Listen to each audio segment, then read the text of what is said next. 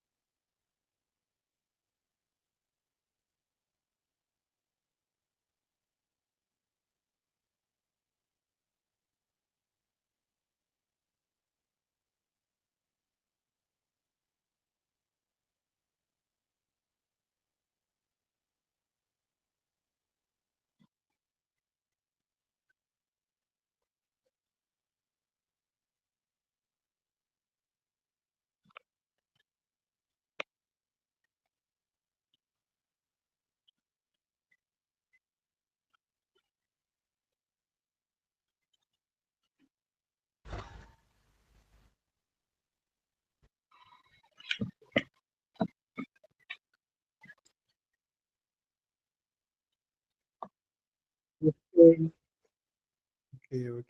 All right. So we've given everyone 10 minutes to join. If you can hear me, please kindly signify with maybe saying something or giving a thumbs up.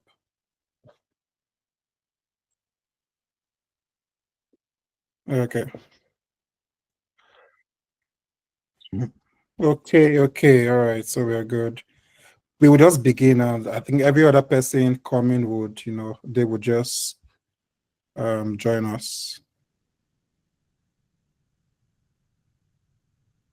All right. We will begin now. But do me a favor for the next 2 3 minutes. I want you to just like maybe just type your name in the chat. You can type your name, where you're from, maybe what you currently do, and the reason why you've actually joined this product management course and what you expect, right? What are your expectations?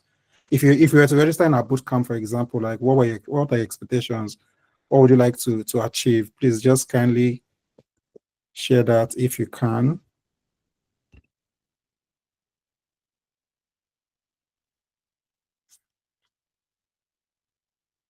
So let me share it. Let me just show what let me share my screen so to just give you pointers to that, right? Before we begin. So this is what if you can see my screen. So your name, what country are you joining from? What city are you joining from? What do you currently do, right? You joined this free masterclass for a reason. So there's a reason why you're interested in product management. You know why? If you could share that with us. And also, this is a free masterclass. We still have a boot camp. If you were to join our boot camp or you made a decision to join our boot camp, what are your expectations? What would you like to achieve? What is that one thing that when it happens, you'll be so satisfied and you'll be like, oh man, I finally got what I wanted, right? Please, if you can share that, and also just, share that in the chat, that would be very much appreciated. Okay, so I see join to gain more experience from, okay. Doze, you just told us your name. You've not given us any other insight. I mean, your name definitely, where you've joined from, and I think the one thing that is really important is what do you expect? What does fulfillment mean to you? What is that one thing that if you were to join our bootcamp and you get it, you would feel so satisfied? So I love this response. I can see someone saying, and sorry, this is Olayinka, payment ops. He wants to start his, well, I wouldn't say because I'm not sure if that can also be a male or a female name, right? But the primary purpose and what fulfillment means is starting the PM journey, right? Thank you for that.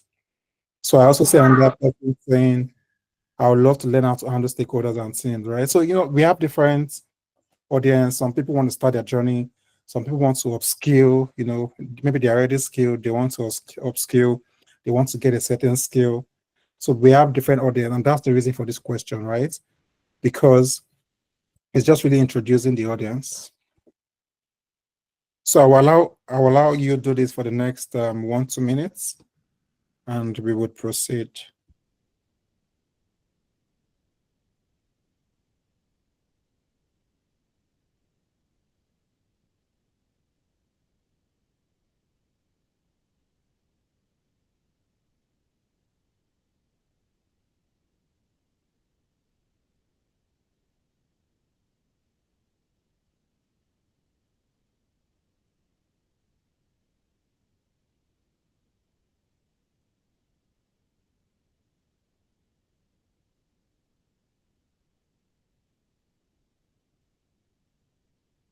Tunji, you're muted. You're muted in case Oh, sorry. Yeah. Thank you. Yeah, please keep it coming. Keep it coming. This is what I want. Keep it coming. So for the next 1 minute, we'll do this. But I don't know. I just see I'm seeing like 5-6 responses, and we are like over 30 here. So please keep it coming.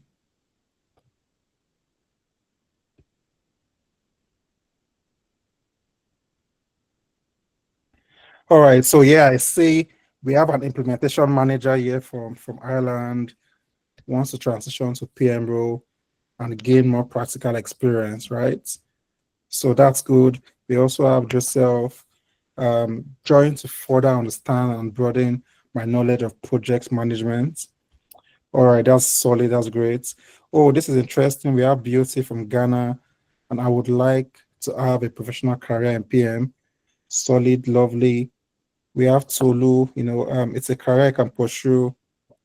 I would love to get insight into what the PM is about. That's interesting.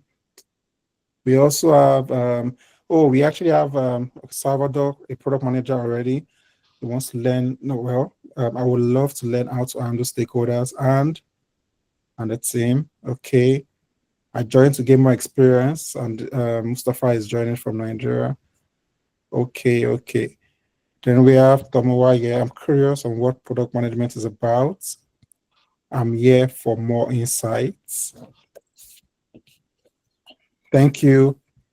So we have Nicholas, practical experience, see how implementation in the field works or happens.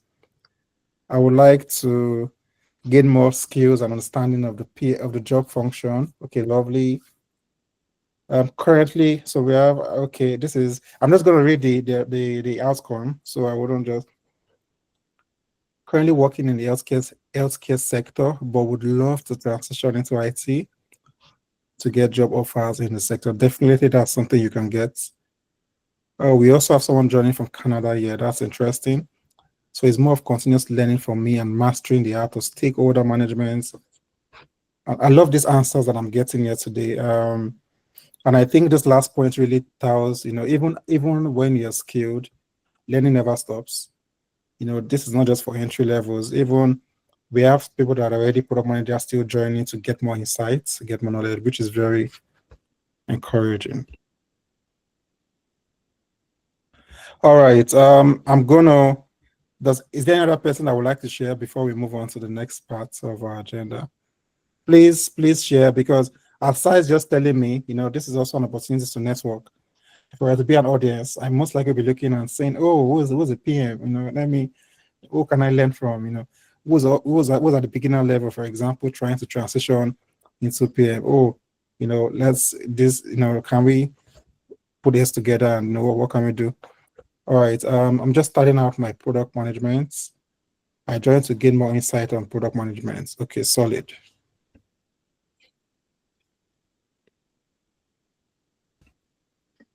Okay, all right. What I'll do is please keep that rolling in. I'm going to proceed, but just keep that rolling in while I go to.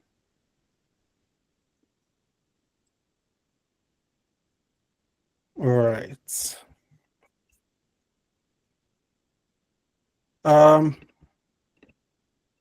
Please let me know if you can see my screen.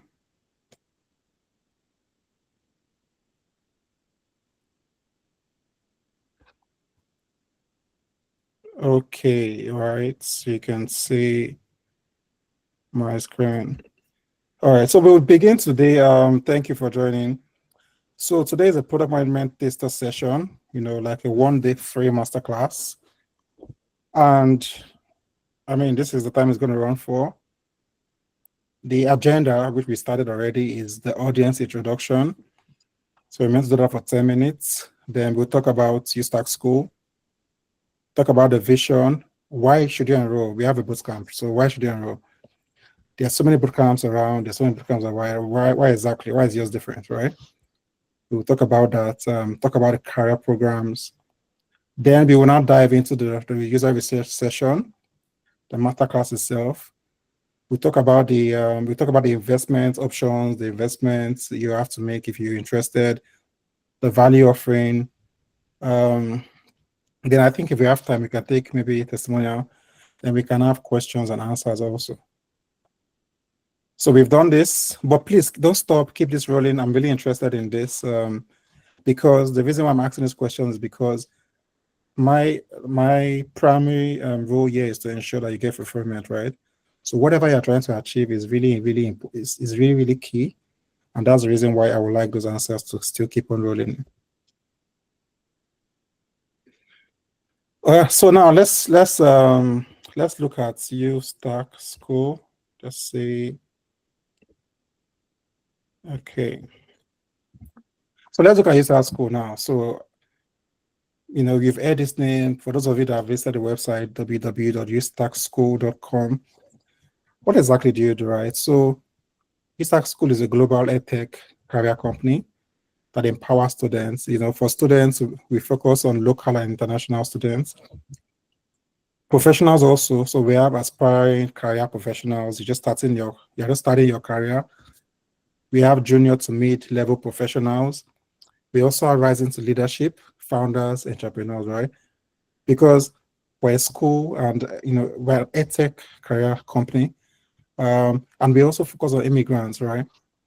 And we're trying to grow a career and excel in a competitive global job market to secure their dreams, and live through career guidance to secure their dream jobs, right? And their dream lives. What is the expectation you have for yourself in terms of how you want to live your life through career guidance. So these are the things that we are giving: hands-on learning, support, building skills, upskilling, and career value creation. Now, I'm going to touch on that last line a little bit, right? So what exactly is career value creation? We're not just training, we're trying to give value from the beginning of the chain, the value chain, which is when you know nothing, to when you know something, and even, when you get to a point where you can get opportunities. We want to see how we can increase the number of opportunities available for you. So that's what I mean by, value creation in any single way of what value means to you. We want to create as much value as we can for you. And a brief history actually is that UStackSchool started unofficially as an individual offering training, mentorship, and consulting to individuals and SMEs, upscaling to increase the company's overall performance. And we've trained individuals with career success stories to share. I think during COVID, we actually trained somebody in Ireland, and person got a job after, and we're a technology and business school focusing on career programs. The reason why I emphasize this is because we're not just a technology training company, right? We believe that there are so many opportunities to be available in technology as well as business. And these two key areas are focus, to us. And this is where we're actually, creating our career programs in. So now, what is our vision and why should you enroll with us, our career programs? Let's just go there. So the vision we have really is to create a future where education is practical, career pathways are accessible, and every individual, regardless of their background, location, or experience, has the opportunity to thrive in the local markets. I'm going to leave we can read the slide, but I'm not going to be reading text. But what we want to ensure is that education is practical. And when I say practical, I mean hands-on. I've done a lot of training myself. I've done training 6 weeks, and after everything, 6 months down the line, I remember nothing, just because I wasn't involved in any practical, myself, right? So there's a lot of value when you do practicals, because it puts you in a position where you don't forget, you remember what you've done. Then secondly, we want to create a flexible environment. And we also want to keep, researching what's currently available in the market so that we can align with real world opportunities. We don't want to train somebody in something that, when there's no opportunity in that thing, for example, it wouldn't make so much meaning.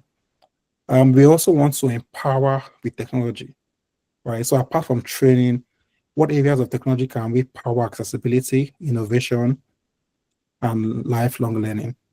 Now, our mission is to revolutionize education, career development, and economic mobility, right? Still boils down to practical, what is accessible, future-proof learning. An example of future-proof learning would be AI, for example, right? Everybody is shouting AI, AI, AI, But there are a lot of companies that position for AI since 5 years ago, right? So they planned in a very future-proof way because they were aware of what's going to happen in the next 5 years, and they position for that. So that's what we mean, right? There are a lot of careers that would open up in the next 10 years, for example. How do you future-proof your learning so that when it gets to that point, you won't be a novice at that point? You would already be equipped with the skills that it takes to tap into the market opportunities at that point. Then smart career growth, job integration, provide you with the tools. We want equal opportunity and inclusive workforce development. We also want to break the systematic barriers in education and employment.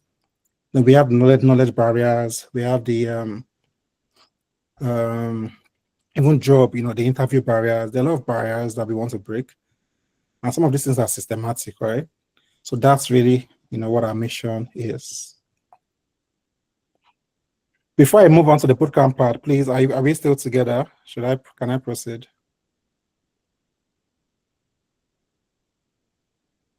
If you are with me, just give me a thumbs up and, just to be sure that.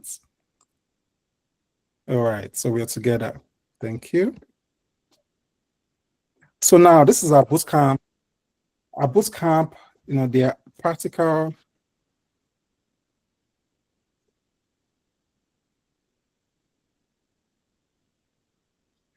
They are practical, hands-on.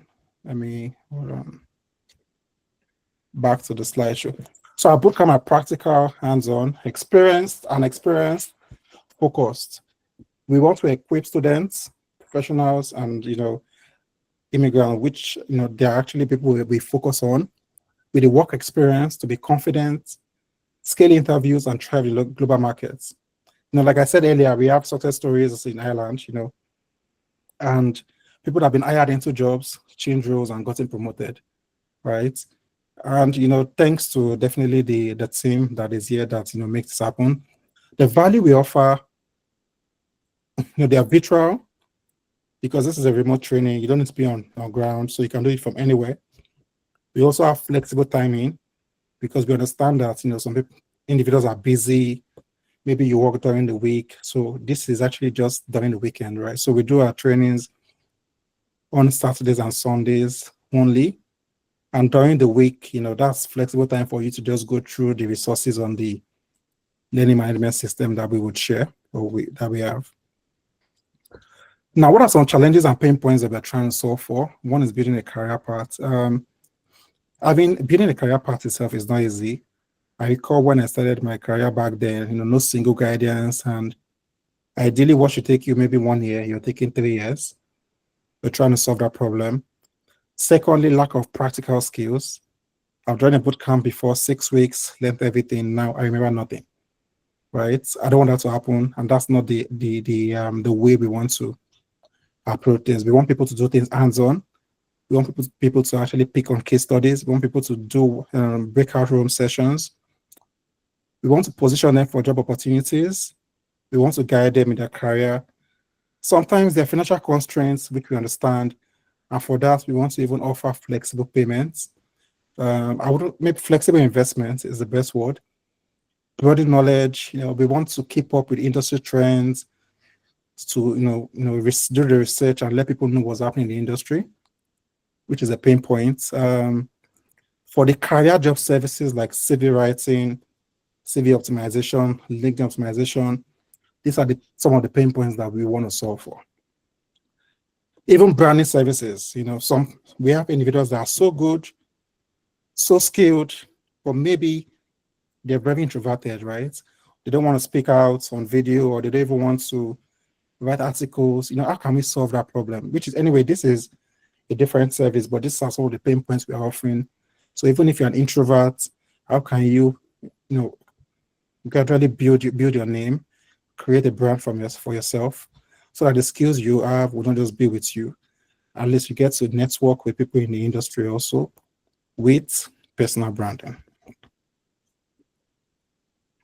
Now, this is, so I'm going to talk, so this is Olatunji Fabre, which is me. So this is, I started UStackSchool out of the pain points. that I experienced myself, a lot of pain points actually, right? And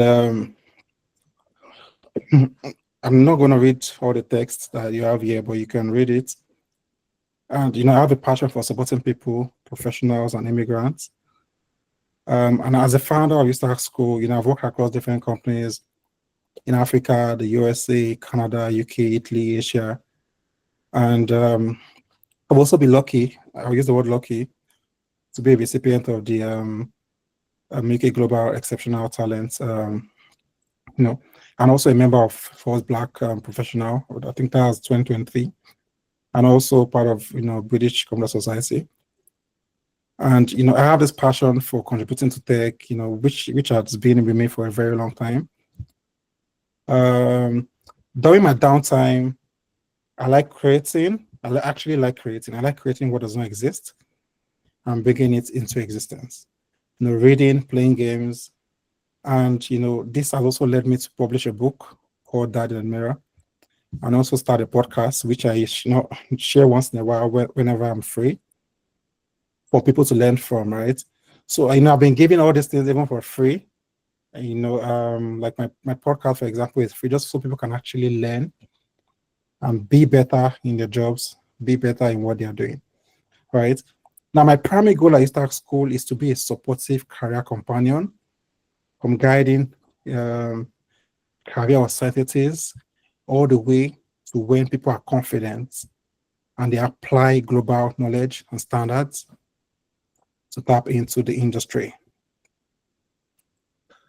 I'm not going to go into this so much, but this is just, I just got different screenshots to represent some of my contributions in tech, right? Over time. This is not everything, but at least taking this shows a certain parts of my contribution that kind of backs up what I've said on the previous slide. So we would move forward from here. So now our career programs, we have product management specifically. Next course should be June 7th. We also have the Scrum Master next course, but that one right now, we're actually creating a wait list. But the one started at June 7th is the product management. The others are coming soon, not right now. So we have the product management June 7th and the Scrum Master. If you're interested to join the wait list, we will share the start date for that course. Now, I've answered some of these questions before, but why UStackSchool? So we have a unique learning approach. Everybody does not learn just via videos speaking. Some people learn via audios, articles, text, Wikipedias, which is text actually, right? So we want to actually apply personalized learning styles to individuals. And that's actually come from pain points. Even I myself, sometimes I want to learn when I'm cooking. I can't watch a video at that time. I just want to listen to the audio.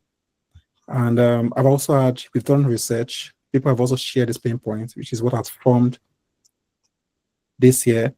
We also want to focus on, solving problems, not just training, applications to real world problems. What case studies, scenarios, workshops? How do you understand what actually happens in the industry? Not just speaking, right? Practical hands-on learning, live class. What are the industry benchmarks? We also have the scenario labs that we offer. Scenario labs is just a way that we give you the possible scenarios you would experience in the workplace and what should you do in that situation. And I was telling someone yesterday that experience in itself, right? If you think about it, the experience that you have to take has come as a result of you working in different companies, learning from different people. Now we want to take the learnings you can take from different people, the learnings you can have in different workplaces, and make it a scenario, which means we can fast track your experience.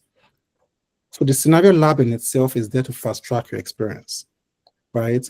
Networking and insights, this is coming soon, to be fair. Well, we plan to put a team in place that does primary research, where we're giving you insights on what's going to happen in the industry, what the industry is going to look like in the next 5 years, so you can start positioning yourself early enough, right? We also have the learning management system and the SaaS platform. So you can see the two coming soons there. The career SaaS platform is, coming soon, but the LMS in itself is, is what you would have access to. Then we also have the work experience lab. This is coming soon. But the idea is that, after equipping you with the skills and you are confident yourself, then we can actually start, creating project teams where you take on real world projects.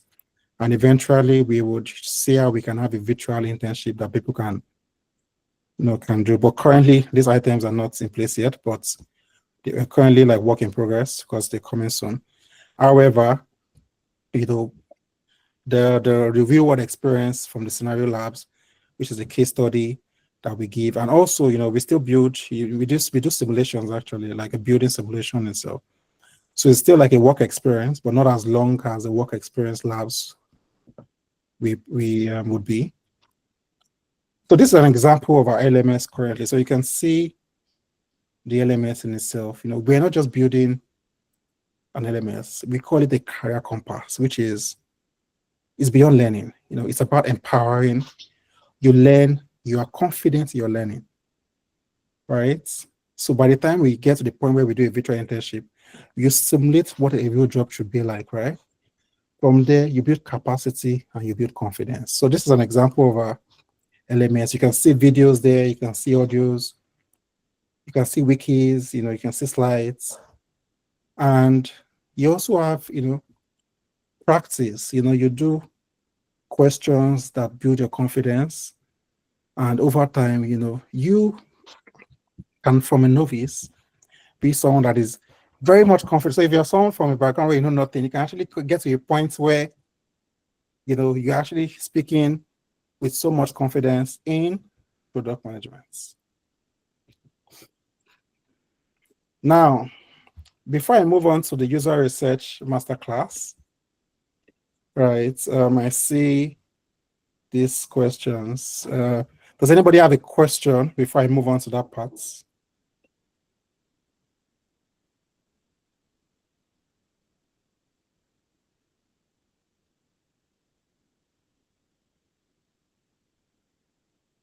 Does anybody have a question before I move on? Or if you want me to move on, just give it a thumbs up.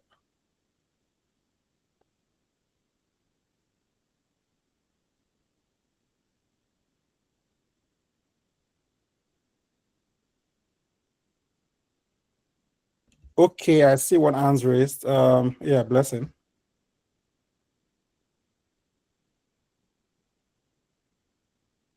You should be able to speak. Can you speak? You can. Yeah, it's actually a mistake. Sorry, good evening. It's a mistake. Okay. All right, so we can proceed. I don't like speaking alone, right? So if you want me to proceed to the actual masterclass, please give a thumbs up and we would go right in. Okay, so it seems like we have, would I say that's, do we have hands raised or is that a mistake? No, that's, okay, it seems like. All right, I'm not really seeing thumbs up, so can I proceed? I need to be sure that we're on the same page and I'm not just speaking to myself. Okay, so I see we have hands up, right? Okay, thank you.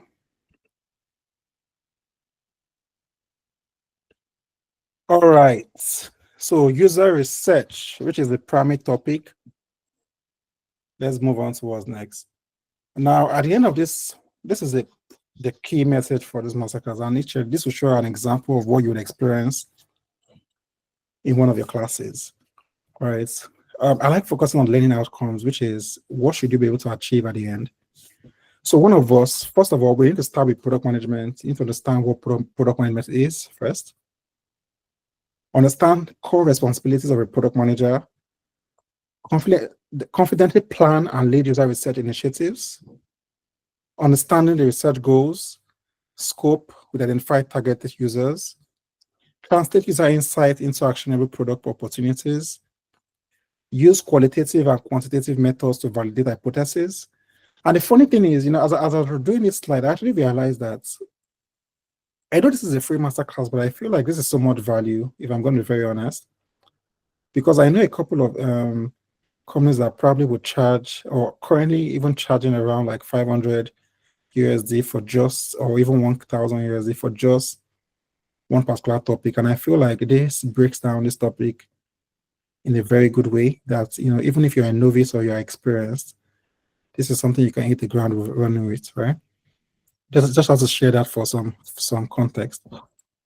Then also, one of the outcomes is that you should be able to create stakeholder-friendly deliverables that influence product direction, which is basically your reports, and also embed user-centered thinking into agile products development cycles. Now, who is this for? Aspiring product managers, you're a junior to mid product manager, you're an entrepreneur, you're a career transitioner, this session is for you. Now, before we go into user research, the reason why I'm speaking on product management itself is I need to be sure that you understand product management itself before I go into a topic in product management, right? So what is product management to you? Can we have answers in the chats? You've heard about this, like what does it mean to you?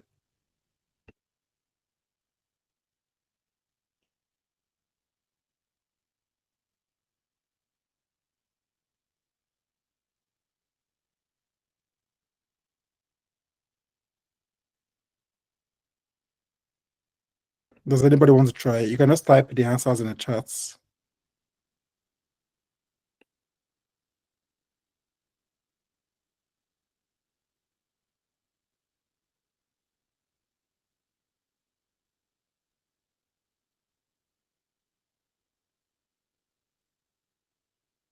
Nobody wants to try. Let me show it again. What is product management?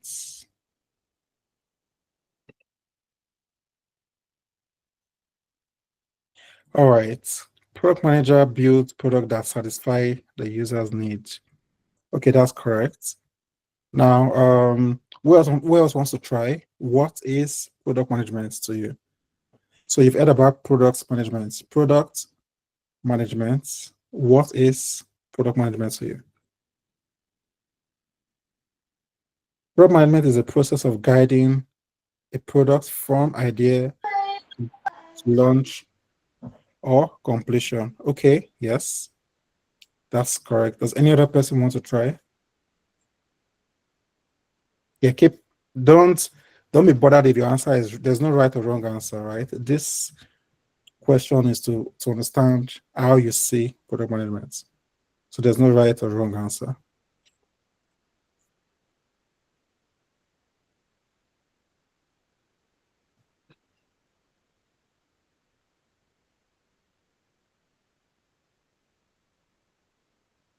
Product management is the process of guiding product from conception to launch. Okay. Product management is the management of a product from initiation to final stage. Okay. Thank you for that. It is collaborating with cross-functional teams. Thank you for that. That's a good solid answer. Product management means carrying the perspective of the customer, insightful, different view. Practice of guiding the product through its life cycle. Okay, different view, nice. Product management is an organization function to make a product a success, right? Solid. It is managing a product team and all stakeholders from launch to execution and continuous growth of the product. Okay, thank you very much, everybody. This is solid. Product management involves strategically overseeing a product from inception to development. Solid, right? I like the answers that I have here. So let's go directly to what it means. Thank you for all typing your answers. So when I teach, I like, especially for people that I knew, I like using analogies. So I'm going to use the ship analogy to explain what product management is. So look at it this way. You have a ship, right? You have a captain. You can see the captain on the left-hand side holding the map. You have a crew. Your crew can be made up of your engineers that would fix something, the rescue team. Then you also have a map and compass, right? The map and compass is there to give you a direction to where you're going so you don't make the wrong decision. Right? If you don't have your map, instead of going to northeast, you can end up going to southwest, which takes you totally away from the destination. Then you have the storm. For those of you that have watched movies, you know, when you're taking your ship, sometimes you can see the storm. Then you have where you're going to. So we can say, I'm taking a ship for example, from France to go, I'm going to Germany. So my current location is France. My destination is Germany. Then we also have the harbor, right? The harbor is more like where you your destination, but where you keep the ship for safe arrival with other ships. Now, look at it this way: the ship itself is the products that you are building, and the product here can be an iPhone. It can be a software like Instagram. That's the product you are building, right? So the ship represents the products. It has a destination. The destination is where you are going to. And that destination can be called the vision of where you are going to. Your crew is your team. Your cargo, so your cargo are the, what you put on your ship. For example, those of you that see containers on ship, right? It is the content inside the ship. So that can be referred to as maybe the features that you want to build. And your journey is definitely, where the route you're going to take to get to where you are going to, right? So now the ship's captain itself, the ship captain right here is known as a product manager. The ship captain is responsible for almost everything on the ship. They're responsible for ensuring that their crews do what they are supposed to do. They're ensuring that they look at the map so they don't take their team to the wrong place. They are responsible for ensuring that they don't drive inside the storm and everybody dies. They're responsible for knowing the start points and the destination and taking the ship to the safe harbor where they want to keep it, right? So the product manager here is like the captain of the ship, responsible for setting the course, making decisions during the voyage, which is your journey, ensuring the ship reaches its destination safely and efficiently. However, the PM doesn't own the ship, the business does. And doesn't build the engines. We all know the captain does not build the engine. The engine is already there, right? But the PM is the product manager here, and the captain is the person accountable to ensure that the ship gets to where it needs to go. Definitely, the captain is a leader, which means that the product manager is a leader, right? Now, the crew here refers to cross-functional teams. So when you are trying to build, for example, a software, you have different teams. You can have the person that will write code, and write code. You can have the person that would maybe design. Oh, I want this website to be yellow, pink. That's your designer. The person that will market. How are we going to get customers? All these people are your team members. They are cross-functional teams.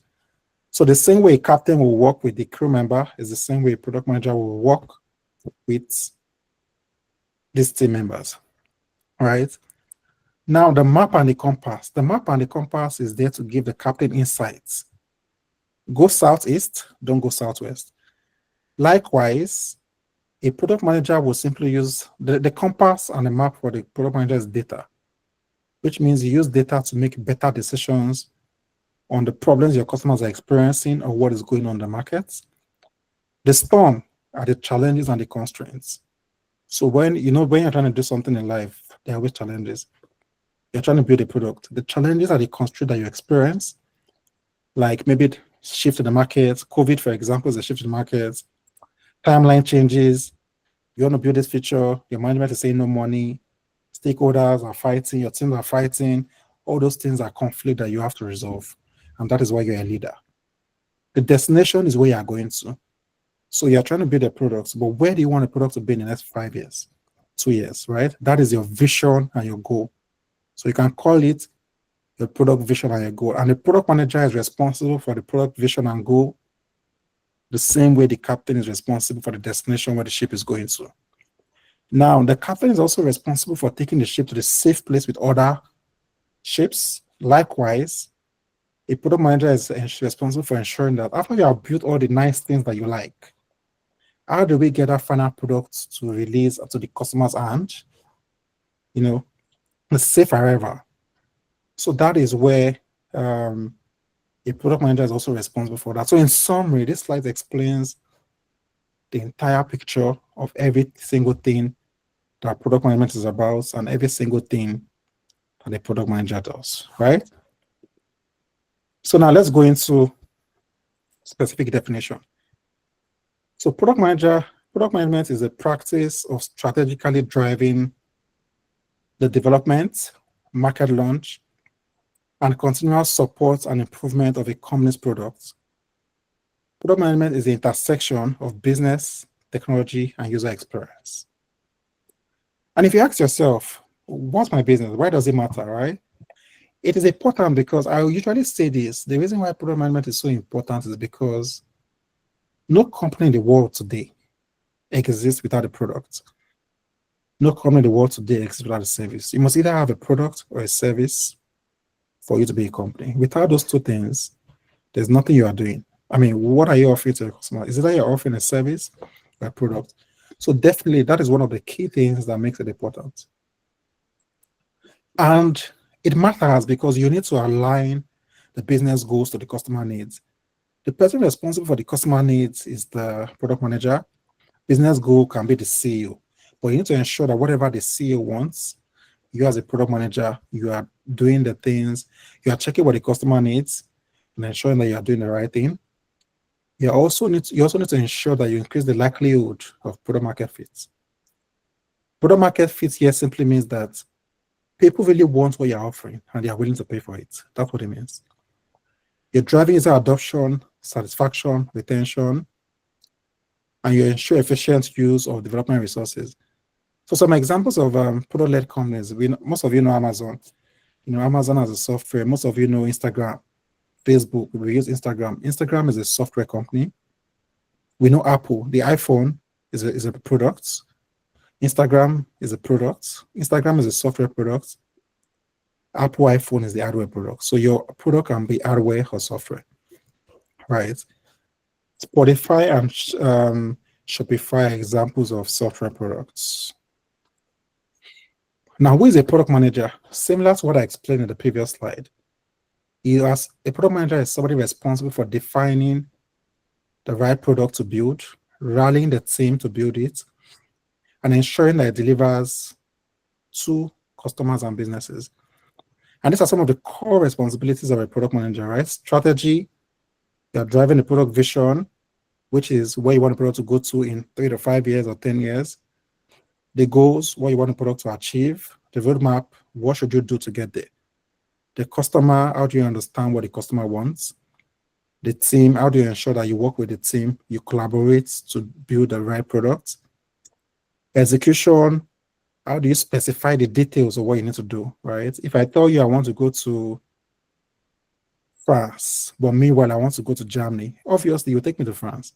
So you need to specify that you want to go to Germany, right? You don't want to make that mistake. So you need to define the right requirements, prioritize the features, do what is important, know what is not important, right? Then you also want to measure whatever cannot be measured, cannot be improved. So you want to ensure that you measure your outcomes. These are some things that the product manager does.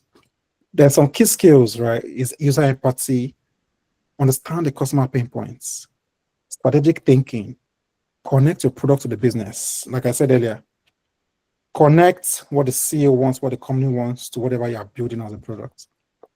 Data analysis, use data to make the right decisions. Communication, align your stakeholders, tell stories right clearly. Executional excellence, prioritize well, ship fast, iterate.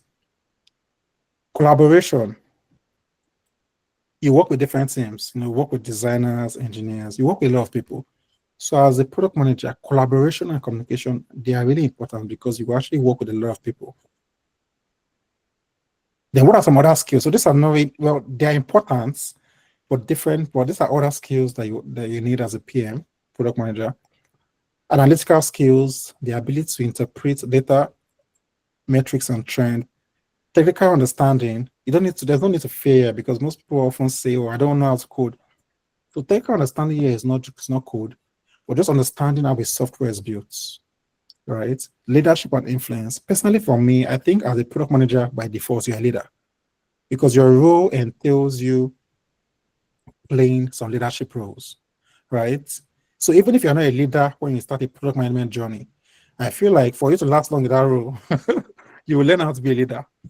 In your journey, you will learn how to be a leader because you need to influence people without authority, inspire vision, set priorities, manage conflicts, communication skills, write clear requirements, specifications, do presentations for your internal and external audience. The business acumen also. Every business wants money.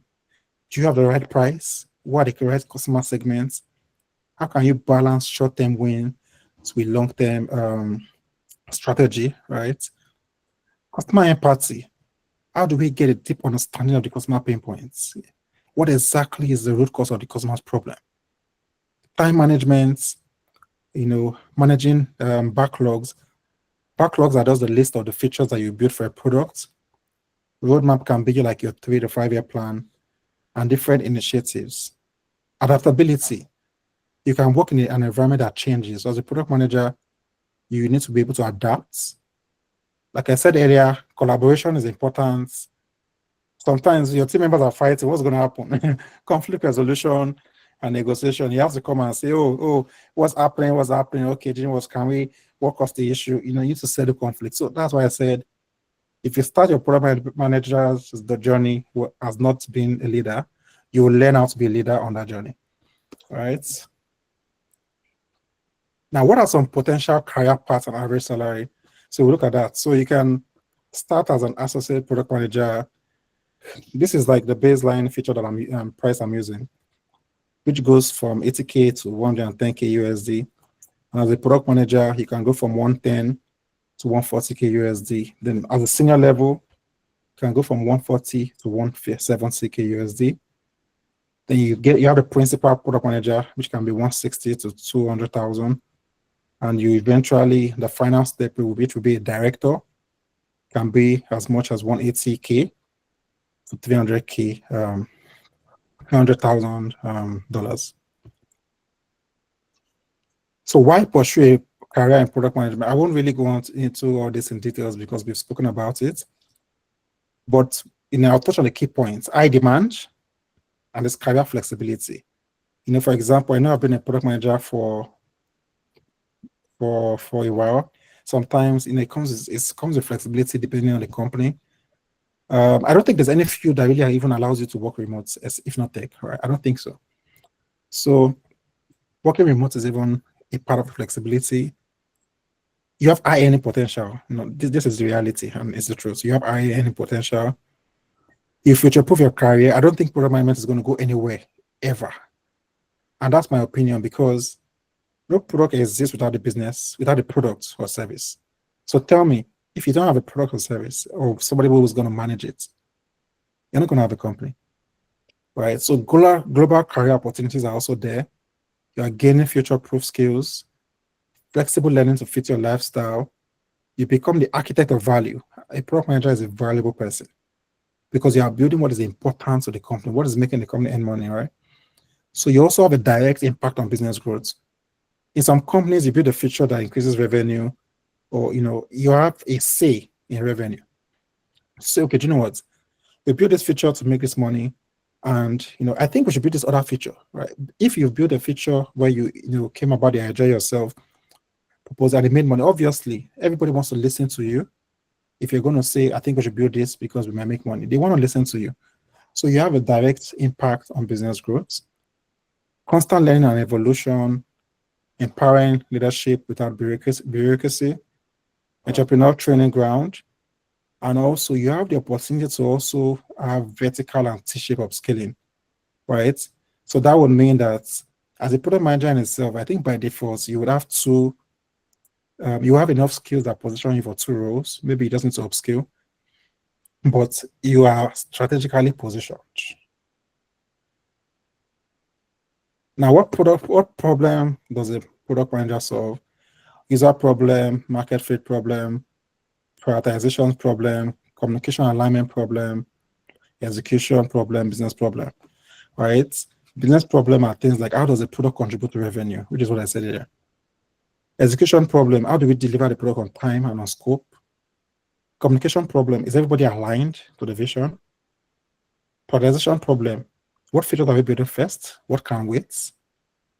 Market fit problem, is the product valuable and differentiated in the markets? User problems, what are the users struggling with? Right. So now we're going to go directly to user research. Can somebody tell us what they think user research is? What do we think user research is? Does everyone want to try?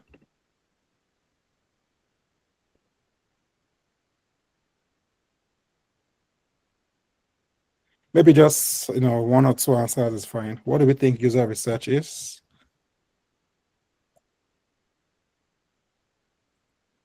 All right, please go ahead, Gizzy.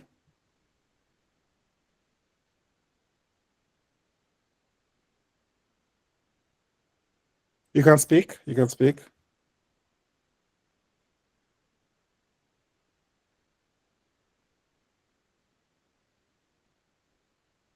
Okay, I'm not sure. Okay, so I can see answers. Finding out what the customer pain points are and market size. Okay. All right, that's correct. Understanding your audience needs.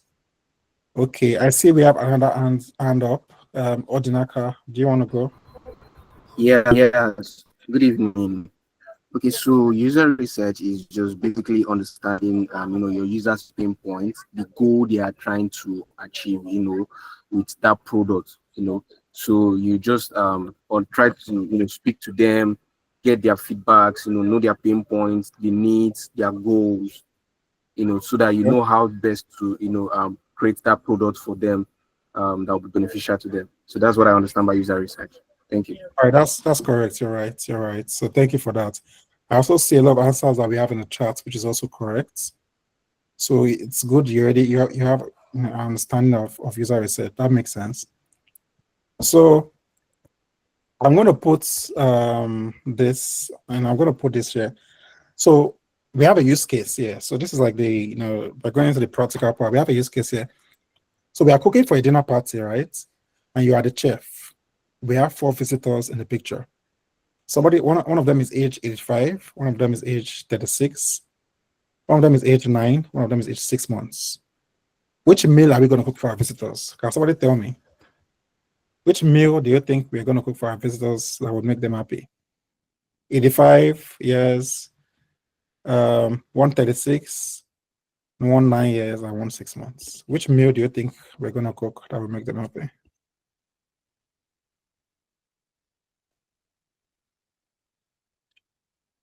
Does anybody want to try? Okay, Adeyemi, yeah. Do you want to go? You can go, Adeyemi. Oh my. Adeyemi, you have your hands up. Do you want to speak? You're free to go. Okay, I'm not sure if that is a mistake, but we have somebody said for 4.5 ounce soup. We will need to know what their preference is. We have to understand what each of them would want. Okay. All right. Adeyemi, do you want to go, or is that a mistake? Okay, Adinaka, you have your hands up. Do you want to go? Yeah, okay. So it's basically when you look at 6 months and 9 months, I might not specify the food, but it's something giving them something that is actually soft.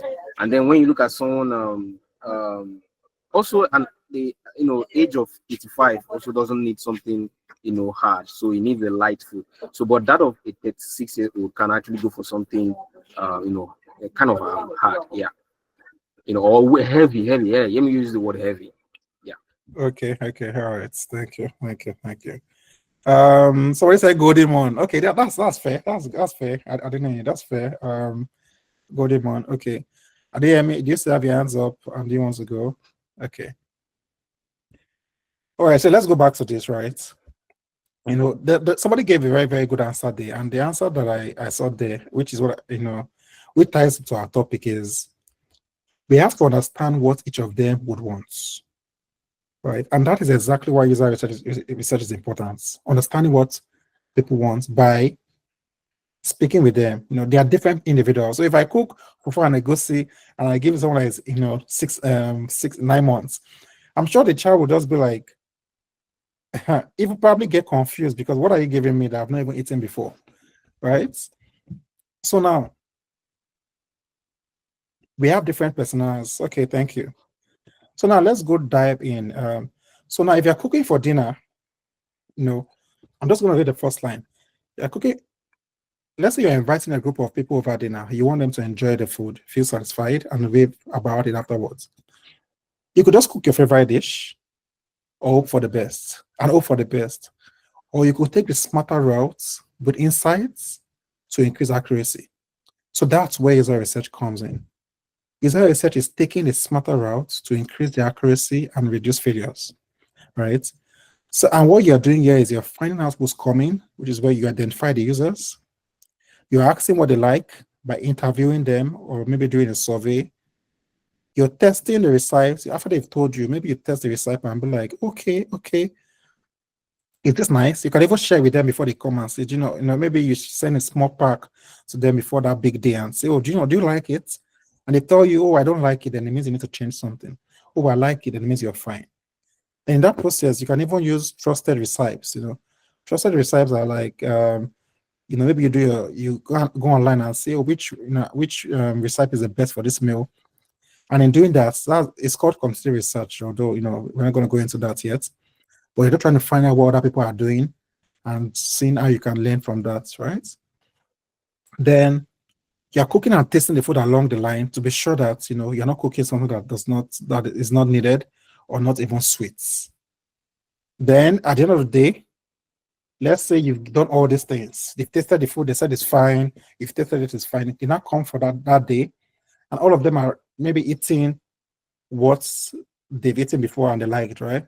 The chances of them being happy in that dinner party with the food that they suggested, that you've asked them for, is higher than when you just cook any food for 4 of them and when they come.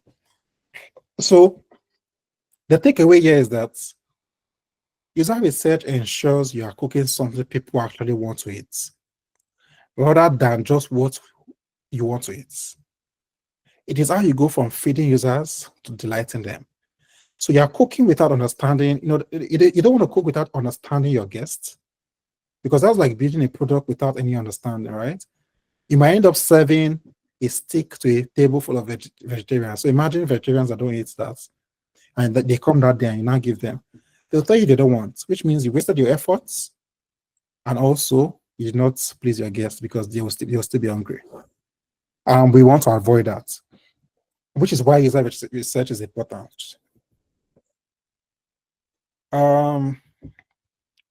Okay, anyway, we're going to skip this part here, but this was more around me asking you the questions, that question I just asked right now to say, can you tell us what you cook for dinner party, which I've already done.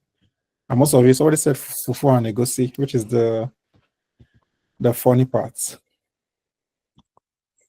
But now let's go into, we're going to have a breakout room for like 10 minutes, but let's go into like the topic. So user research is a process of understanding the behavior, needs, motivations, and experience of users through observation, feedback, and data analysis. And we talked about why user research is important already, because it ensures that the product solves the real problem. It ensures that you solve the real problem, that you cook the right food. It reduces the risks of building unwanted or confusing features. It reduces the risks of you serving sticks to people that are vegetarians. Helps prioritize features based on actual user needs. Helps you prioritize the best food based on your audience and your visitors.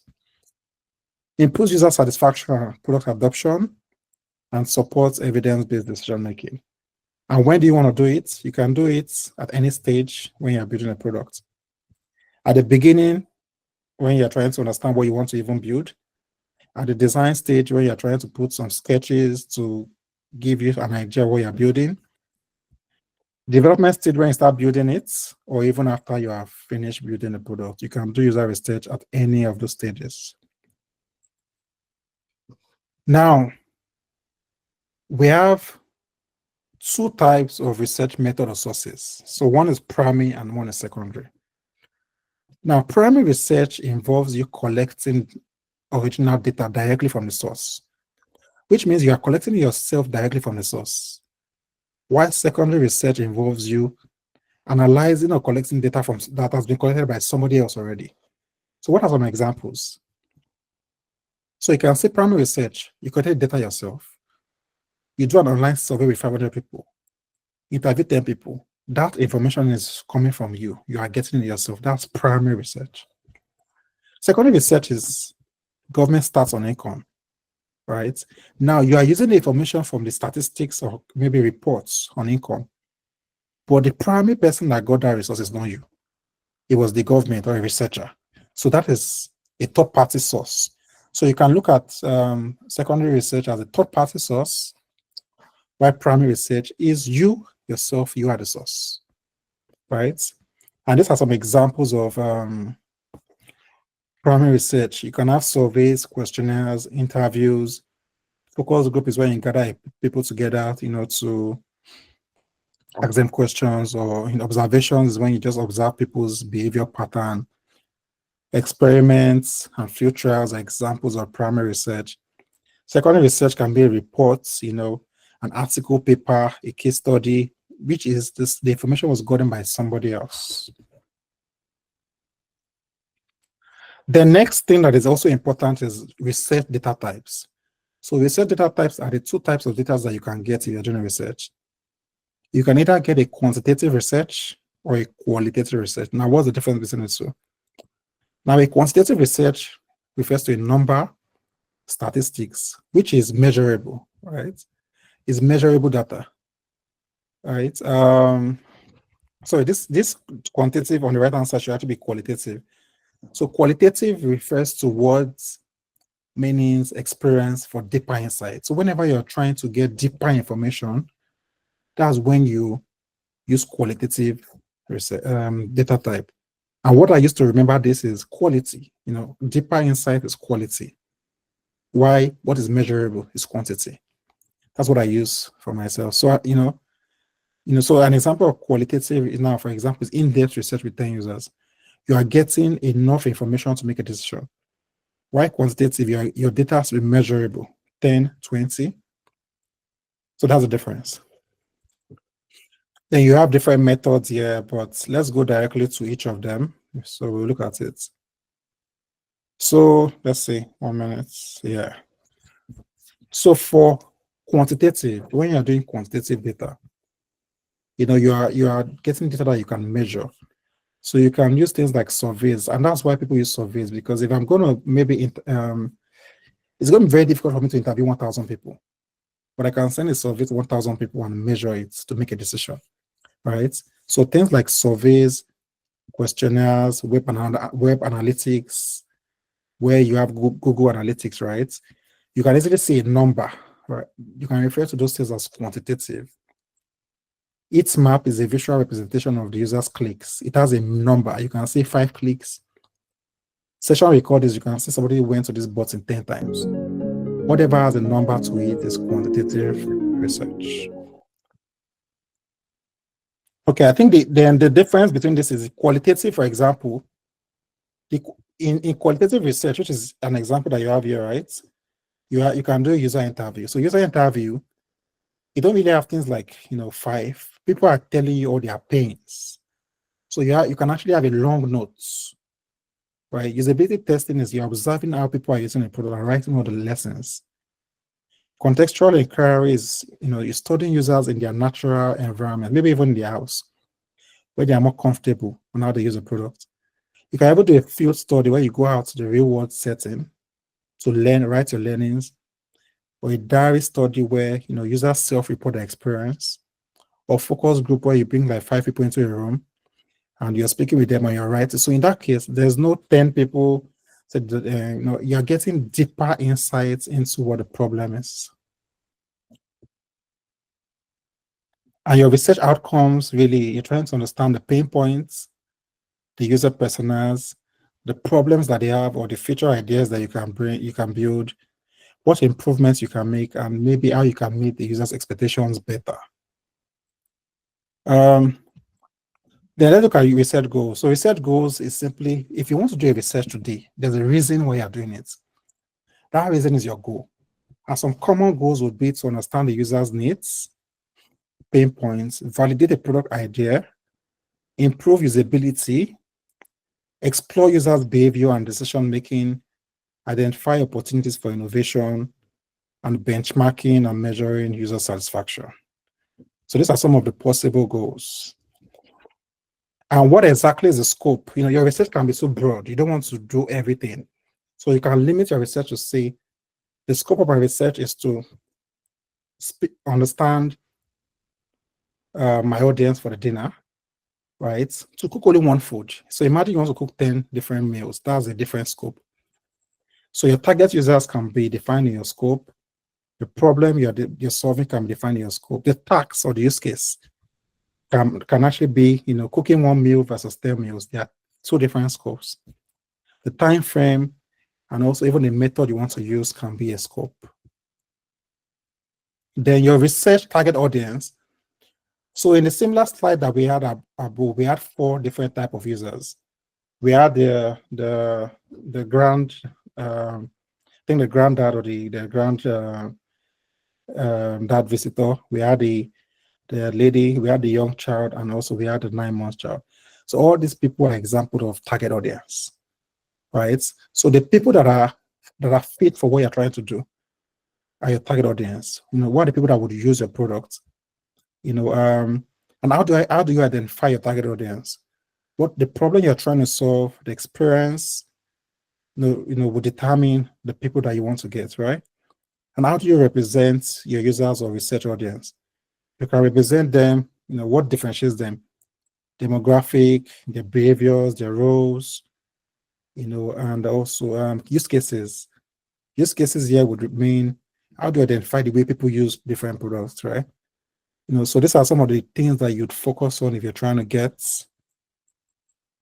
your target audience.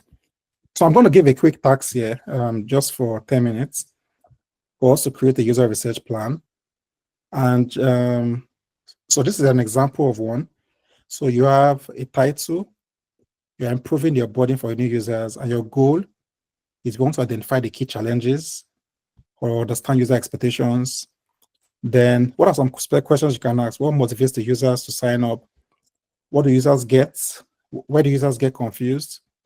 What methodology do you want to use? You can use interview or survey, it's left to you. Your participants and your target audience. What are you targeting? Your recruitment plan is, how do you plan to get the people that you actually ask these research questions? You might already have them. If it's a new product, you might need to go and might them, right? So you actually need to ask for volunteers. And what timeline are you giving yourself to complete this? So I look at the case study here. Basically very simple. 2 companies, Airbnb and Google. Airbnb was successful because they did strong user research, and Google Wave failed because they had poor user research. So this is an example of Google Wave. They launched in 2009 by Google, all-in-one communications tool, but actually, they didn't really do enough research into who their target audience was, right? So that's actually one of the reasons why they failed. Because they launched with a very, very complex UI and a steep learning curve. It was difficult. Meanwhile, their users were not people that were very, very tech savvy, right? And or maybe let me not say tech savvy, but their users were not very comfortable with that level of complexity of the UI. And there was no clear communication of who they were trying to solve the problem for. There were also user experience issues, overwhelming interface, no clear onboarding experience or usage guidance. Users struggle to find the real world problem. And after a while, they had a lot of users at the beginning, but all of a sudden, users started leaving. And they shut down a year later. And some of these, you can see the lesson here. One of the lessons here is launching a product without understanding users' needs can lead to innovation. So you're making a lot of innovation, but nobody wants it. That was the use case of Google Wave. On the other hand, Airbnb launched in 2008 as a way to let people rent out mattresses in their homes during their conferences, right? An online marketplace for short and long-term stay and experience in various countries and regions. The founder lived with early users, literally knocking on doors to doors. That's actually how we got customers. And they observed usage and collected direct feedback on pain points. They discovered a poor quality photos. So when they did their user research, initially Airbnb, they discovered that one of the reasons why people are not really making bookings was because of the poor quality pictures. It was actually impacting booking, but most people did not know. So research insight was that users were not booking properties and hosts were not getting reservations due to poor quality of images, amateur photos on the listing. So what they did was they started offering free professional photography to the hosts. So if you're going to host with me, we'll take a picture of your house for free. And they focus on building a trust mechanism and a simple, intuitive-based user, real-world user behavior. They also improved the listing on their platform. And guess what? Now they are valued at $100 billion. But just imagine they never really got insights that picture was a big problem. They simply would have been building the best products with limited insight. And I don't think they will be where they are today without user research. So let's do this task for 10 minutes, right? It's 20 minutes, but because of time, 10 minutes. So let's conduct a brief dinner. So the same thing, a brief dinner party user research report with the same audience as the previous slide. Let's define a goal, scope, a target audience. Well, the idea was the idea here was to actually select target audience from the group that you split into. So you can do it that way. Then just discuss in your breakout room. There's no need for you to use quantitative. Just speak, which is qualitative. So it can be user interviews.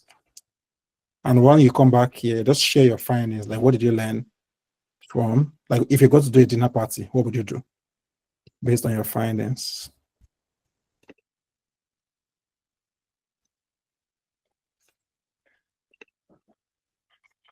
So hopefully we don't hear answers like Godimon. So are you ready? Let's see.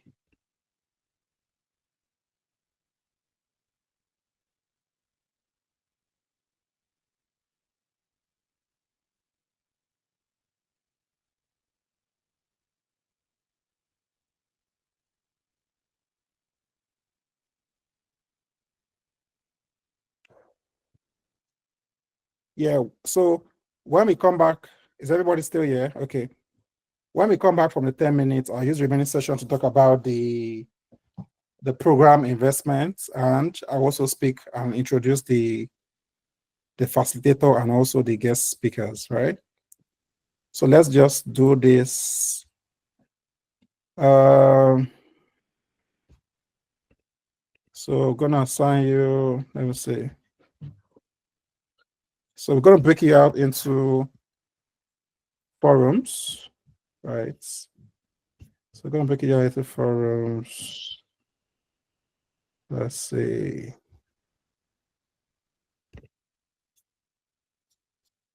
All right, so you have the room right now.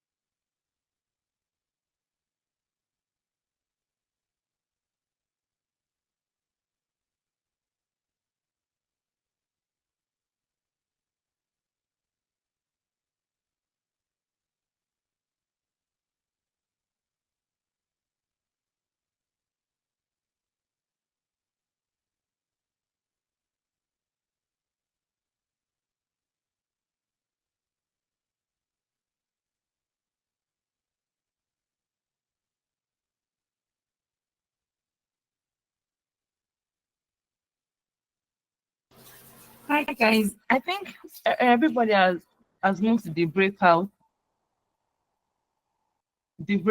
room. I think we should join the breakout room.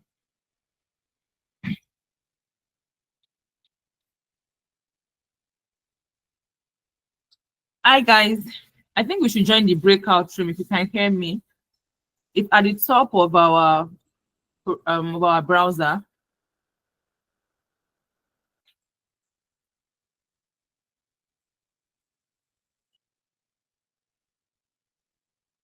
Hi Rita, Praise Toyosi, Shidera. I mean everybody, we can just move to the breakout. It's at the top of our browser. If you can check the top of your browser, you click on join.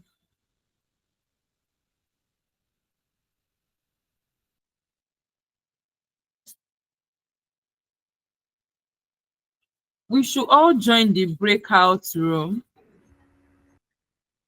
All right, Baladi, but I've not seen an indication for me to join. It's at the top of our browser. If you can see.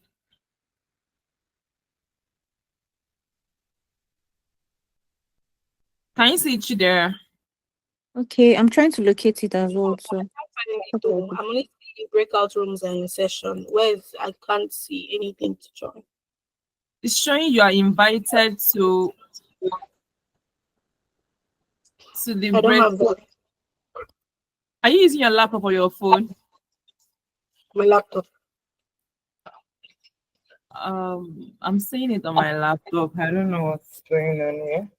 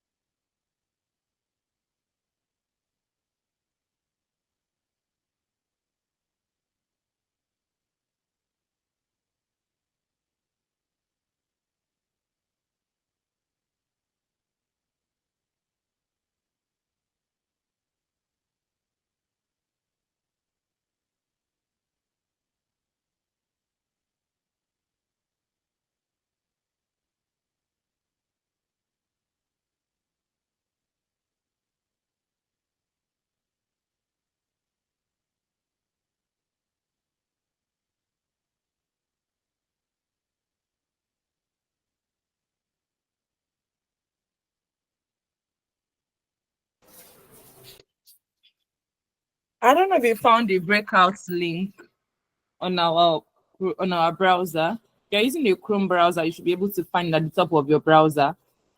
And if you're using Edge, you should be able to find that at the top of your browser. It's saying you are invited to breakout 3. Just click on join. I'm Rita, Temidayo, Bisola, Alabi. I'm not sure if you guys can see the breakout link at the top of your browser. Just let me know if you can see it. You can confirm by answering or by. Oh, this is unbelievable. I bless.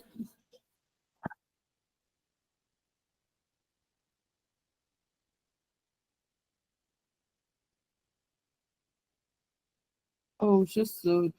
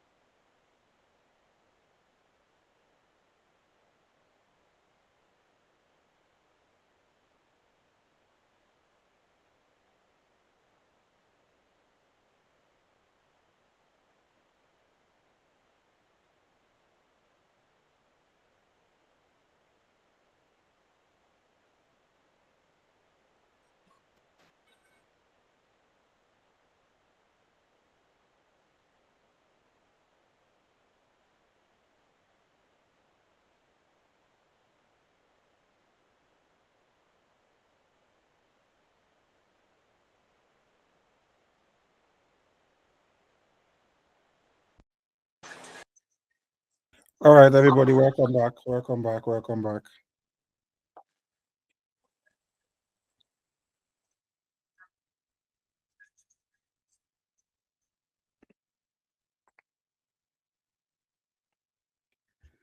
How was it? How was the tax, first of all, before everybody comes here? I think everyone is joining back.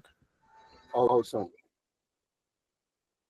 It was great, right? Did you make new friends? And did you fight with Yeah. me? No, I did not. No. There's no fight. When I have my team lead, there's no fight. There's no fight. They Okay. handled everything. Yeah. Okay. All right. Let's wait for the others to join back. I see people still joining back. All right. So yeah, now that everybody is here, do we want to take one team? Who's going first?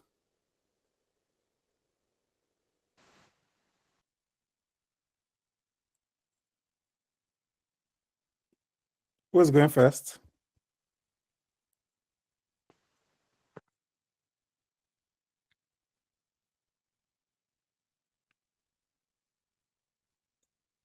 All right, so who's going first? Just make it quick. I think we have just 20 minutes to round up.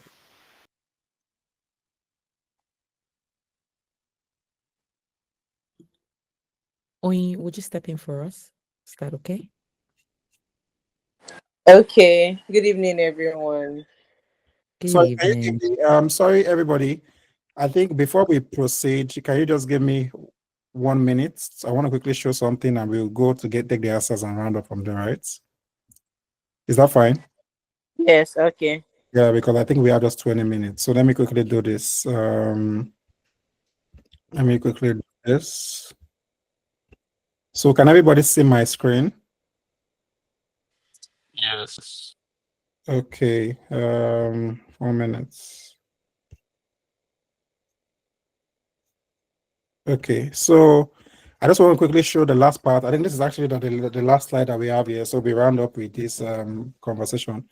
So currently, this is the tax, because I know I've actually not talked about our bootcamp price and we have just 30 minutes left. So really, I think the entire goal in itself is really to get people empowered and also join our bootcamp. And I also noticed that I don't think I've touched on that. Probably got involved in the tax myself because I joined one group also. So really, for the bootcamp packs, we have the live expert-led trainings. And the whole idea is to have concept breakdowns. Concept breakdowns is when we break down a topic. We also have different sessions, actually, something like this, which is practical. So the practical hands-on and case studies would come in. I had planned to do a breakout room and case studies in this session, but definitely I think we don't have enough time. And but that would come in. We also have real-life scenarios and simulations in the training. We have interview preparations. We have a learning management system. We also have giving you scenarios of what a project looks like, CV reviews, LinkedIn optimization. We have quizzes on our elements that you can answer after each topic to learn. Then we also have the Bootcamp alumni. Well, as far as you finish from here, I think you will get support for any free resources that we give to people that have trained here. You will get that. Job reference here is, I think, primarily for people in the UK, to be honest. And that would come in once we start the work experience program. You will definitely get a certificate. We are doing a lot of findings around sharing opportunities around this, sharing information around visa opportunities and access to knowledge. So currently, the prices are by the right-hand side, the right price for the training, and we're currently doing a 50% discount. So you can see what makes up the entire price: the LMS, the certificate, the optimization, and we are doing a 50% discount on the price. This course should start June 7th. And that's really like in 3-4 weeks or 3 weeks. I know it's not so far. However, I'm going to skip this part, but these opportunities that you can join this. So you can actually be a technical product manager, owner, business analyst, product analyst.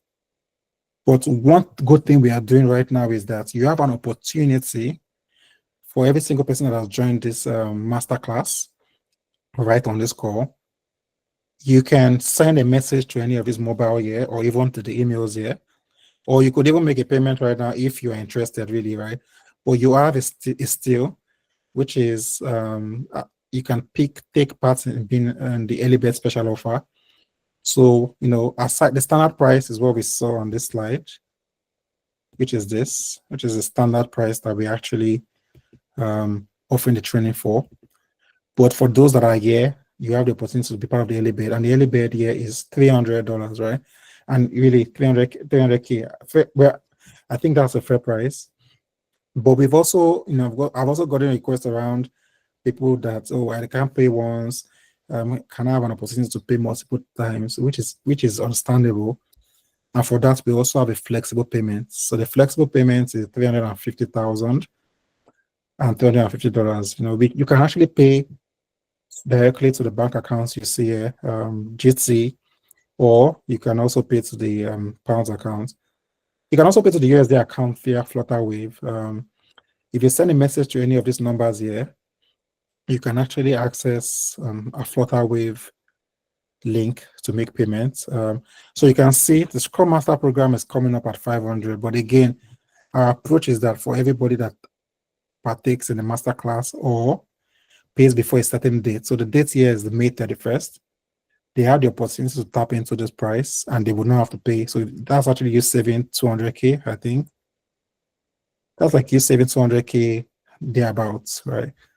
So you have one-time payments, flexible payments, and you can send. If you feel free to also take a screenshot of this if you want to, if you for your reference. Sorry, we're going to go back to that part. But every other program is this price. So you can see it's 500K and 500 USD. But register for Bootcamp early and you get the early bird discounts.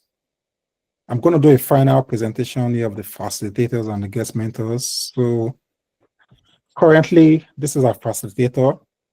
So we have Shegun Shobodu, who is a seasoned product manager with over 8 years experience. And, this is actually like a top industry, been in the industry for over 8 years. And the driving product growth strategy, and also, has grown also to even quality assurance. So he's an expert in product management and quality assurance.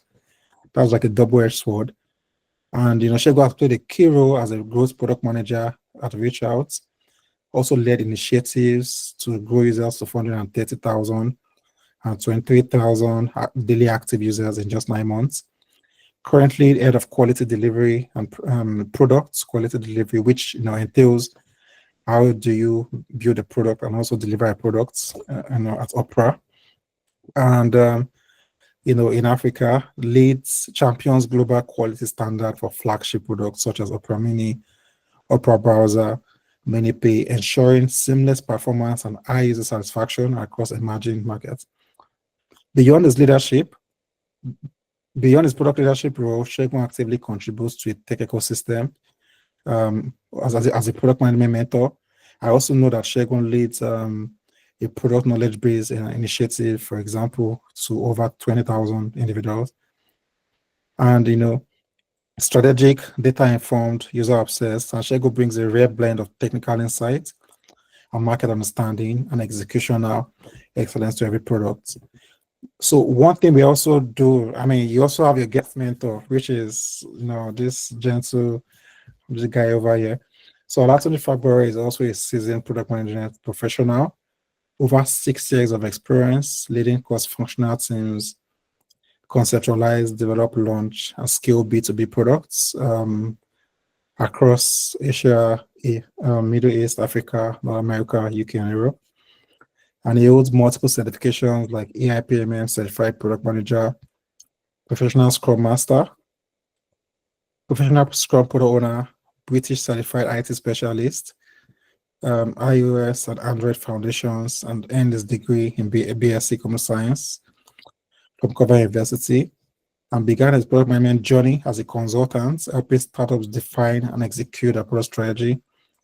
Olatoni has served actually as a facilitator for over 3 years and trained, and plus mentored 1,000 plus students. Beyond his expertise, published author and writer, a passionate in music, person, exploring DJ in his spare time, and also enjoys gaming, and also, you know, a product manager owner at Cineworld Cinemas.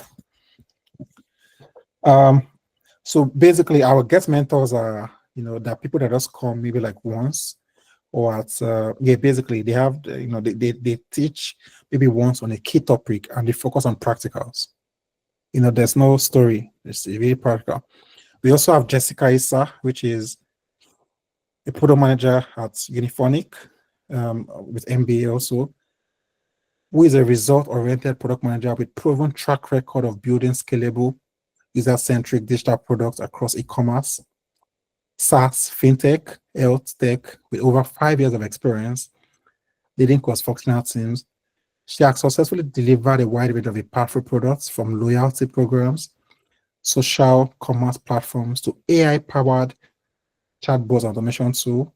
Currently at Uniphonic, a leading customer engagement platform powered by UI. She leads development of automation platforms and conversational AI technology that enhance marketing, customer engagement experience. And our previous roles are Slide, Connected Analytics, Omnibase, eHealth for everyone. So are driving initiatives that transform user experience, streamlined operations, and expanded product capabilities.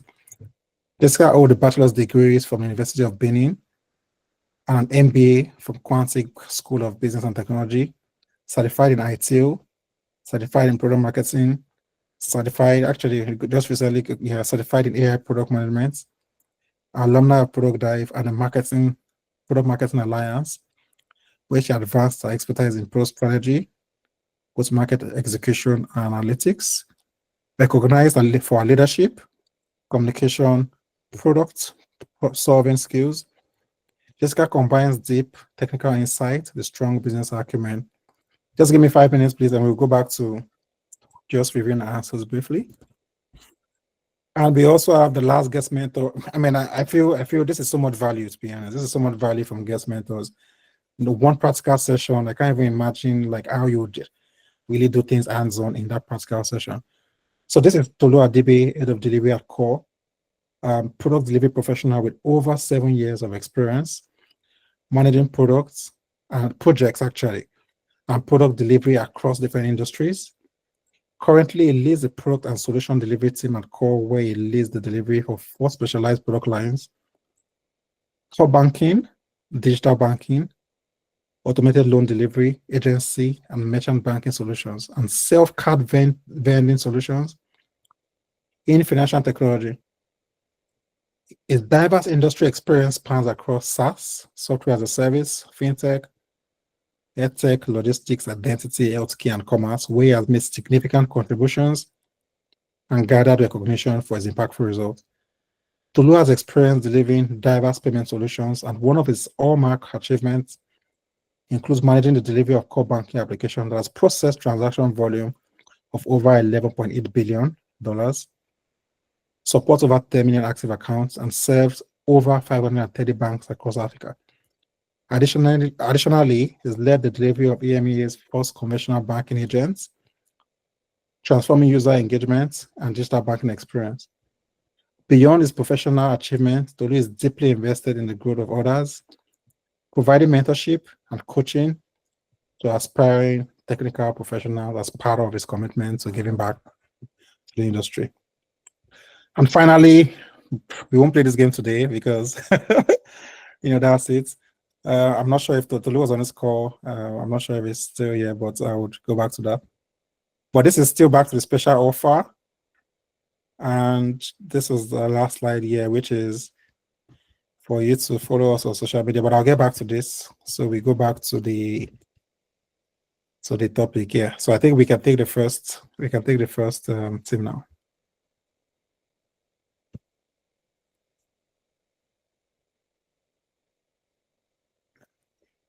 Who's the person going for? Okay, good evening, everybody. Good evening. Yes, I can hear you. Good evening. Okay, so from our team, we have two guests. That's myself and Odinaka.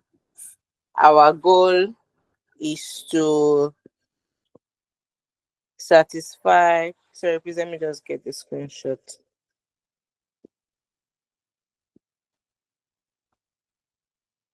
Okay, yes. So our goal is to satisfy our clients and make sure they have an unforgettable memory of the dinner. Then Okay. our target audience is male and female within the age of 25 to 45. And our scope, sorry, please, I think I lost this. Then the outcome is to make sure we create unforgettable and memorable experience for our guests. Okay, that's the outcome, right? Okay. Yes. Did you pick two individuals or did you just make it general? Did you pick two individuals from your group or did you just make it? Yeah, we picked two. So that's why I'm saying we picked myself and Odinaka. Okay, okay. Okay, all right, thank you. I don't think, I'm not sure if I recalled you saying the meal. Did you say the meal? Oh, the meal we one was a local dish and the other was an intercontinental dish. Okay, okay. And what was the reason? What was the reason why you chose that? Okay, so we did like a question asking the guests what they would like to have. So that was what they came up with. One of the guests wanted an intercontinental dish, while one wanted a local dish of eba and okra. Okay, It's okay. red wine to wash it down or to step it down. Sharp, sharp, sharp, Oh, man. sharp. Okay, okay. Exactly, she's Oh, correct. that makes sense. All right, thank you. Which group is going next? Thank you. Let me clap. Please, you can clap. So, I don't want to be the only one clapping. Which group is going next?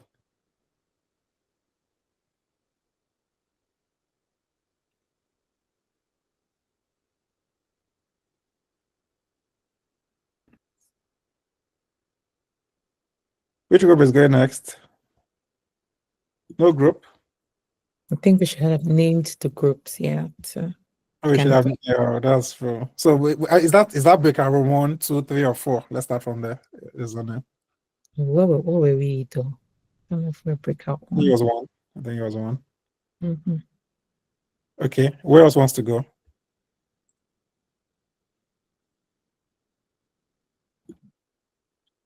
Don't be shy. Talk to us. Just one person. Yeah. Abiu, don't be shy. Talk now. You're not good to talk. Like for me now, my own group, I was one that suggested eba and okra with the red wine. Yes. Okay. Okay. Okay, Okay. I can quickly go. So I was in breakout room 2. Our group wasn't that interactive or chatty, but we managed through chat. And so we posed some questions about what is their preference food, which cuisine actually would they prefer for dinner. And we decided who is also going to volunteer since no one was speaking. So we had to choose a volunteer. So we were just two of us. And I don't even know if the person is a female or male now. Anyways, then we asked the male. Okay, hi. Yes. Good, that's good. So we had a male and a female. So me and Akintomiwa, and we both went for African cuisine. And I decided to ask the question about do you want something light or heavy for dinner? And we chose to go something light. The preferable time would be between 6 and 7 p.m. for dinner, just to have a better experience as well and go to bed light. And what was the other thing? So we did a research on Google just to see what is the light food you can prepare in Africa, especially Nigerian cuisine. So the options were pepper soup, either catfish or either fish or meat. There was moi moi, there was ewa going without the oil, Wow. and What else was the third one? There was a rice as well with light stew, small portion of rice and then light stew. So we both decided to go for fish. And there was grilled fish as well with veggies. So I chose the grilled fish with veggies, while Akintomiwa chose pepper soup with fish. And yeah, so that was the outcome of our conversation. Sharp. Okay, that's solid. That's solid. That makes sense. I see that makes sense. I see this is 8:05, so I'm going to be rounding up in the next 10 minutes. Who is going next? Thank you. That was spot on. First of all, did you enjoy your interaction? For us, I think we did. I'd like to speak. Anyone second in the motion? Oh yes, Yeah. yes, we did. We had a good time. Okay. All right, who's going next? I think we'll just take one more team and we can round up. Good evening. Good evening. Yeah, good evening. I'm here. Yeah, I'm from Breakout 3. Although like we did not really conclude on, but we chose 2 people. We asked 2 people questions. The first one wanted to look at the scope. So I asked the kind of food she would prefer. She said she wants intercontinental dishes. And then I asked her the kind of like ambience she also would like want. She wants a quiet indoor space, and then like the activities too that will be involved during the dinner. She also said just a slow music, something like that. Oh, So nice. the second person, we didn't get the other person didn't get the question, so we're still like talking about it before you came in and all. So that's basically what's like. Okay, all right, thank you. I think the part I like there is the music, because I never would have thought about music as part of dinner, really. I think so that's a use case of how Airbnb discovered photography was a problem. And in this case, music could actually have just been a problem, because you could have created all the meals possible and somebody's just waiting for one nice the music there. Is there any other group that wants to go? If there's no group, I will just proceed.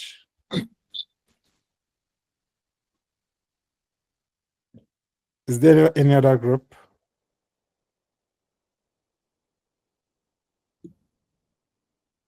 Okay, so I think that's it. If there's no other group that wants to go, just to round up this, I've shared the our Trustpilot link in the chats. So basically, if you feel like you experience if you really like your experience, please drop us a rating. This is really going to help us. So you can see the Trustpilot link in the chats. Let me just put it here again for us to use. Let me see.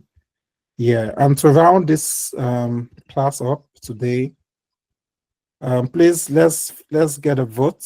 Let's get a vote if you really enjoy the class. A thumbs up or a thumbs down, which is actually the rating. Don't let the I see you have your hands up. Would it also be okay to drop your LinkedIn for even the guest facilitators? I don't know if that's okay, or if that's funny enough, I don't think it's part of the slide here. But I think if you probably send a message to the phone numbers there, we can share that. But it's not the LinkedIn. We didn't have the links to the slide here. Okay. So before we go, I think I'm going to spend 2 minutes just before to allow the facilitator to say something. So Shegun, do you want to take? Not sure if do you want to take maybe like 1 minute, 2 minutes to say something?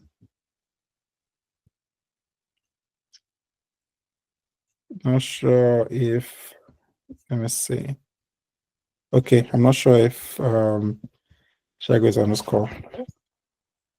So let's see. Let me see. Can everybody see my screen? Yes. Okay, all right. So I think the final part of the class really is here. So I'll be looking for how many of you. First of all, how many of you are going to join? How many of you are going to join today? How many of you are going to join the program today? Because we're actually waiting for you to join. How many of you are going to join today? Let me see. or soon. Okay, so let's try to join again. How many of you like the experience and you feel like, oh, you're going to join a boot camp, because it's something that you feel you benefit from?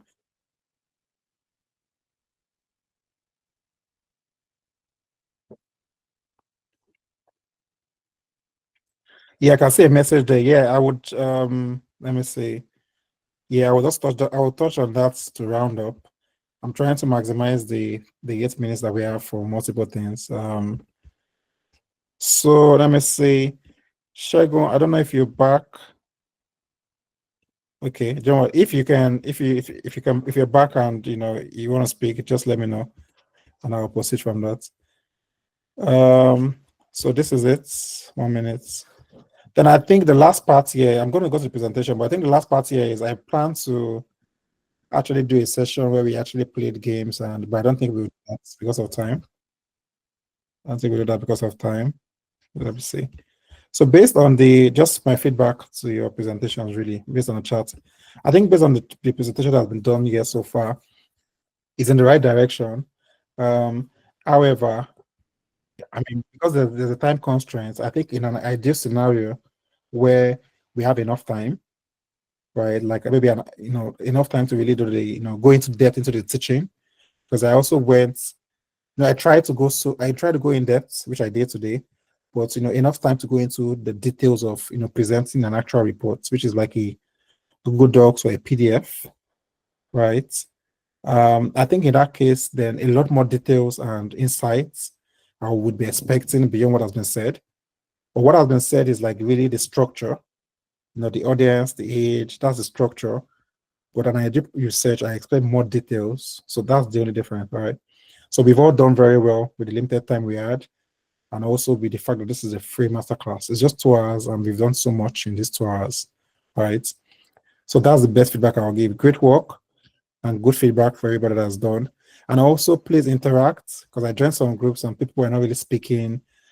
Please, I know this is new and people are different. Like I can join a group, I don't know anybody and talk, yes, but that's also part of the experience, right? You're not just learning about product management, you're also improving your personality, you're improving your communication, improving your collaboration. It's not just about the training, right? So that's what I would say. I don't think Shego can speak, but I'm going to round up with this part here. 1 minute. The funny thing is that because I'm a guest mentor that would just maybe take a practical session, I really had like a lot to give. I can't give everything here, to be fair, but this is a case study I prepared. Can everybody see this case study?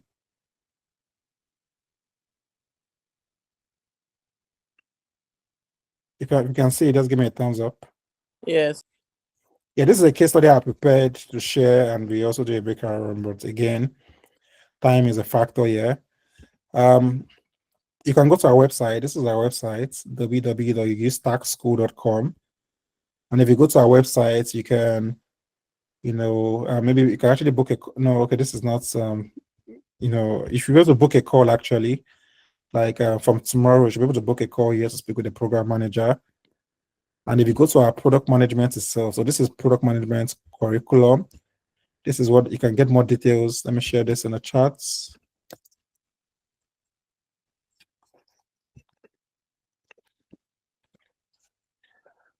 This is product management curriculum that we have. So all the details that you need, you will find it here. You will find more details about what you're going to learn, the curriculum, how it works,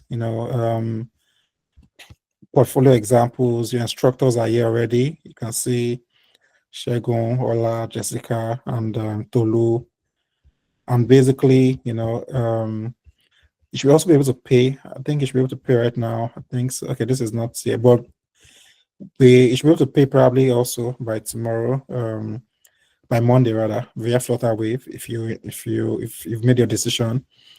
But you can get all the information that you need directly from the site. And I also plan to take the case study answers, but again, not time. So I think time is the barrier here. And you can see I actually had prepared a interaction session. But again, we've done so much in 2 hours, but ideally, I think this will actually be the class, the experience we would get. from a practical class. I mean, this is actually like my own practical class. I'm a guest mentor. This is my practical class, and this will probably be a similar experience, but focusing more on the teaching rather than me speaking about other things. But this is a free master class, like I've said. So please drop a rating for us, and also send a message to this. You can take a screenshot of this. You can take a screenshot of this page, send a message to these mobile numbers, or you can access us on social media. You can follow us at UStackSchool, Facebook, Instagram, YouTube, Twitter, LinkedIn, UStackSchool. Email hello@ustackschool.com, and you can see the mobile here, and you can see the limited. So basically, we have this price fixed till May 31st, and from that, it reverts back to the original price. So thank you for joining to this session, and I'll be looking forward to having most of you in our bootcamp. So are there any questions before we call it a day?